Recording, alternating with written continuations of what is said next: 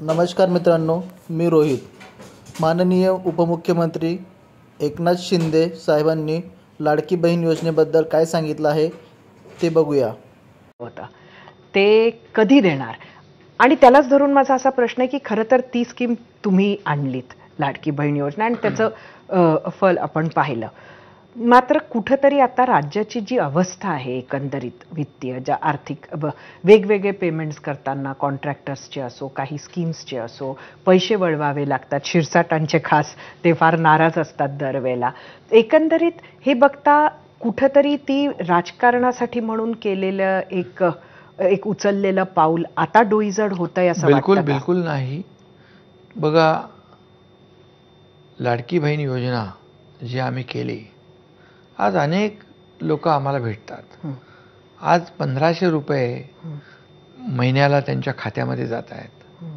आज त्यांना एक प्रकारचं आर्थिक स्वातंत्र्य जे आहे, स्वतःच्या खात्यामध्ये स्वतःच्या सहीने पैसे काढण्याची त्यांना मुभा मिळाली। आज खूप गरीब परिवार या महाराष्ट्रामध्ये आहेत। अनेक लोक येऊन भेटतात। काही लोकांनी त्या पैशाचा वापर आपल्या, आजच मला सकाळी एका ठिकाणी गणपतीत गेलो होतो मी, तिथं त्या घरामध्ये घरकाम करणारी एक भगिनी होती। तिला कळलं मी आलोय, त्यांनी त्यांची परवानगी घेऊन मला भेटली आणि तिला विचारलं मी काय केलं, तर म्हणाले माझं ऑपरेशन केलं। अच्छा, पायाचं हाड वाढलं होतं, त्याचं ऑपरेशन केलं मी, आणि माझ्या परिवारासाठी हे 1500 रुपये खूपच गरजेचे होते। आणि काही लोकांनी एकत्र येऊन